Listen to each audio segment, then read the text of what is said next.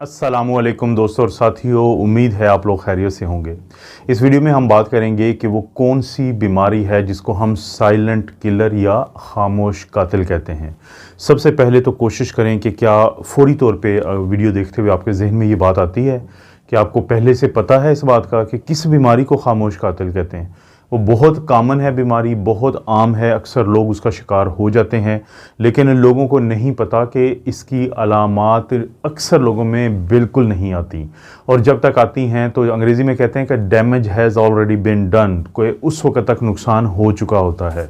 तो अगर आप नहीं जानते तो फिर मैं आपको तफसीलन बता देता हूँ कि ये खामोश कातिल या वो बीमारी जिसको पूरी दुनिया में आप गूगल करके देख लें कि which disease is known as the silent killer, कौन सी बीमारी को कहा जाता है साइलेंट किलर, तो आपको पता चल जाएगा। और फिर साथ ही इस वीडियो में बड़ी अहम अपडेट दूंगा कि इसी बीमारी से मुतालिक क्या मज़ीद स्टडीज़ ने बताया है। इसकी वजह ये बनी है दोस्तों कि मेरे एक बहुत करीबी अजीज़ हैं, पिछले दिनों उनका ब्लड प्रेशर जो है ऊपर वाला जिसको हम सिस्टोलिक ब्लड प्रेशर कहते हैं वो 190 था, और नीचे वाला 120, नीचे वाले को हम डायस्टोलिक ब्लड प्रेशर कहते हैं। सिस्टोलिक और डायस्टोलिक का ये फ़र्क होता है कि जब आपका खून, जब आपका दिल जो है वो धड़कता है, वो कॉन्ट्रैक्ट करता है, जिसको हम टेक्निकली मेडिकल टर्म में सिस्टोली कहते हैं, तो उस दौरान जो प्रेशर पैदा होता है उसको हम कहते हैं ऊपर वाला ब्लड प्रेशर या सिस्टोलिक ब्लड प्रेशर या SBP, और जो कि नॉर्मल होना चाहिए 120 या उससे कम। तो जो नीचे वाला होता है उसको हम कहते हैं डायस्टोलिक ब्लड प्रेशर। यानी डायस्टोलिक का मतलब होता है कि जब आपका दिल जो है वो रिलैक्स होता है तो उस दौरान खून की नालियों में जो प्रेशर होता है उसको डायस्टोलिक या आम जुबान में नीचे वाला ब्लड प्रेशर कहते हैं, जो आमतौर पे 120/80 की जब हम बात करते हैं तो 80 से कम होना चाहिए। तो मेरे जो वो अजीज़ हैं उनका ब्लड प्रेशर था 190/120, जो कि बहुत ज़्यादा है। अगर मैं कैटेगरीज़ का जिक्र करूंगा तो आपको समझ आ जाएगी कि किस कैटेगरी में थे ये।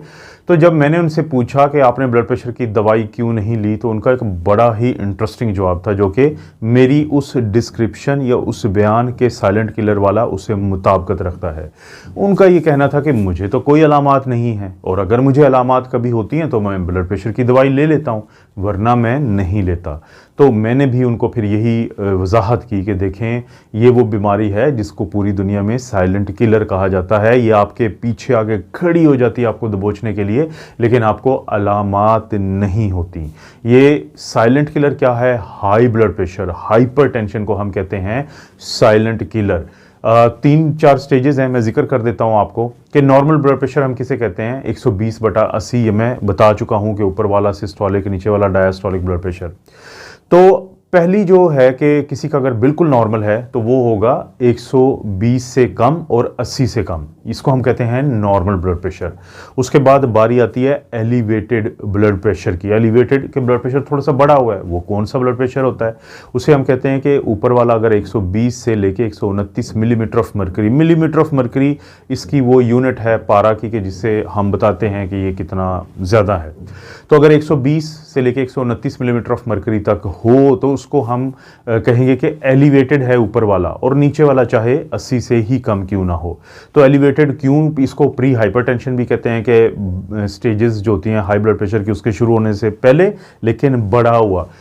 इसका मतलब ये होता है कि अगर आप इस कैटेगरी में हैं तो इस बात के चांसेस हैं कि आपको मुस्तकबिल करीब में हाई ब्लड प्रेशर का आप शिकार हो सकते हैं, तो नज़र रखना ज़रूरी है। फिर आती है स्टेज 1 ऑफ हाइपरटेंशन। वो कौन सी होती है कि जब किसी का ब्लड प्रेशर ऊपर वाला या सिस्टोलिक 130 से लेके 139 यानी 130 से लेके 139 मिलीमीटर ऑफ मरकरी तक हो जाए, और नीचे वाला जो है वो 80 से लेके 90 मिलीमीटर ऑफ मरकरी तक हो जाए, यानी डायस्टोलिक ब्लड प्रेशर, तो इसको कहते हैं स्टेज 1 हाइपरटेंशन। उसके बाद आती है स्टेज 2 हाइपरटेंशन। स्टेज 2 हाइपरटेंशन वो होती है जब किसी का भी blood pressure 140 millimetre of mercury ऊपर वाला जो है वो हो या उससे ज़्यादा हो, और नीचे वाला या diastolic blood pressure 90 millimetre of mercury या उससे ज़्यादा हो, तो इसको कहते हैं स्टेज 2 हाइपरटेंशन। उसके बाद फिर जो आती है वो आती है ख़तरनाक वाली हाइपरटेंसिव क्राइसिस। क्राइसिस क्या होता है? बहरान के, बहरानी कैफियत। जब भी किसी का ब्लड प्रेशर ऊपर वाला जो है वो 180 मिलीमीटर ऑफ मरकरी और नीचे वाला 120 मिलीमीटर ऑफ मरकरी या उससे ज़्यादा हो, तो आप हाइपरटेंसिव क्राइसिस में हैं, आपके जिस्म को एक बहरान का सामना है। अब आप ज़हन में रखें कि मेरे वो अजीज़ जिनको कोई अलामात नहीं थी वो हाइपरटेंसिव क्राइसिस में जा चुके थे, इसके बावजूद उनको कोई अलामात नहीं थी। तो फिर उन्होंने खैर ब्लड प्रेशर की दवाई शुरू की, तो उसके बाद से अब उनका ब्लड प्रेशर जो है वो 120/80 के करीब चल रहा है। लेकिन अब मैं जिक्र करूंगा एक ऐसी स्टडी का जो की गई है और जिसने इस बात को बताया है कि अगर आपका ज़िंदगी में कभी हाई ब्लड प्रेशर हुआ और आप उसने उसको फौरी तौर पे कंट्रोल नहीं किया और उसके बाद चाहे कुछ अरसे के बाद, कुछ महीनों के बाद, कुछ साल के बाद आपने दवाई लेना शुरू कर दी, लेकिन आपका जो ब्लड प्रेशर है वो नॉर्मल तो हो गया, लेकिन उसकी वजह से, क्योंकि blood pressure, high blood pressure या क्रॉनिक हाइपरटेंशन दुनिया में एक सबसे बड़ी वजह समझी जाती है आपके दिल के मसले के लिए, आपके गुर्दों के मसले के लिए, आपकी जो फालिज के अटैक होते हैं उसके लिए। तो इसका मतलब होगा कि दो किस्म के लोगों की अगर हम बात करें कि एक वो जिन्होंने कभी ब्लड प्रेशर की दवाई नहीं ली और उनका ब्लड प्रेशर 120/80 या उससे कम रहा, इसके मुकाबले में एक शख्स जिसका ब्लड प्रेशर तो ज़्यादा था लेकिन उसने कोई ख़ास तवज्जो नहीं दी कुछ अरसे के लिए, लेकिन उस कुछ अरसे के बाद जाके ब्लड प्रेशर की दवाई खाना शुरू की और ब्लड प्रेशर उसका नॉर्मल रहना शुरू हो गया। तो लेकिन उस वक्त तक उसकी खून की नालियों और दिल के अंदर जो है ऐसी तब्दीलियां आ चुकी होंगी कि जो बनिस्बत उस शख्स के कि जिसको कभी भी दवाई खाने की ज़रूरत नहीं पड़ी और उसका नॉर्मल ब्लड प्रेशर रहा, तो दिल के अटैक ऐसे शख्स को ज़्यादा होते हैं। तो इसके अंदर सबक क्या है? सबक ये है दोस्तों कि जैसे ही आपका ब्लड प्रेशर जो मैंने कैटेगरीज बताई हैं उनसे ज़्यादा रहना शुरू कर दे, तो आपने फौरी तौर पर अपने डॉक्टर के मशवरे से कोई ना कोई दवाई शुरू करें और उसको नॉर्मल रखें। किसी दौर में होता था कि हम कहते थे कि आप डॉक्टर के पास गए हैं, आपने अपना ब्लड प्रेशर चेक करवाया है और जैसे ही ज़्यादा है तो आपको दवाई दी जाए या ना दी जाए, लेकिन अब हम कहते हैं क्यूमुलेटिव ब्लड प्रेशर मेजरमेंट। ये इसका मतलब क्या है? इसका मतलब ये है, सबसे अच्छी आदत यह है कि अगर आप ब्लड प्रेशर के मरीज़ हैं तब भी खसूसी तौर पे, और अगर नहीं हैं तब भी, अपने घर में एक रजिस्टर रखें। उस रजिस्टर पे आप अक्सर जो अपना ब्लड प्रेशर चेक करवाएंगे, और बड़ा तरीका है मखसूस, वो मैं बता देता हूँ कि कैसे चेक करवाना है। तो उस तारीख के साथ और टाइम के साथ ब्लड प्रेशर का इंदराज करें और वो रजिस्टर जब भी आपने अपने डॉक्टर के पास जाना है तो वो लेके जाएँ। तो डॉक्टर आपके ब्लड प्रेशर की मुख्तलिफ रीडिंग्स को देख के फैसला करेगा कि आपका रिस्क कितना है दिल के अटैक का, और फिर दवाइयों की कोशिश की जाएगी कि उसके बारे में बात की जाए।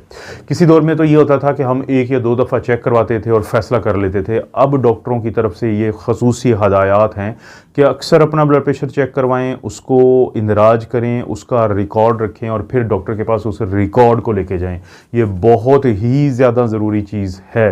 कैसे ब्लड प्रेशर चेक करवाना है? जाते ही ये ना करें कि डॉक्टर साहब ये मेरा ब्लड प्रेशर चेक करें, ये क्लिनिक पे खड़े हो जाएं, बल्कि जाके 5 मिनट के लिए बैठ जाएं, टेक लगाएं, आंखें बंद करें, रिलैक्स रहें।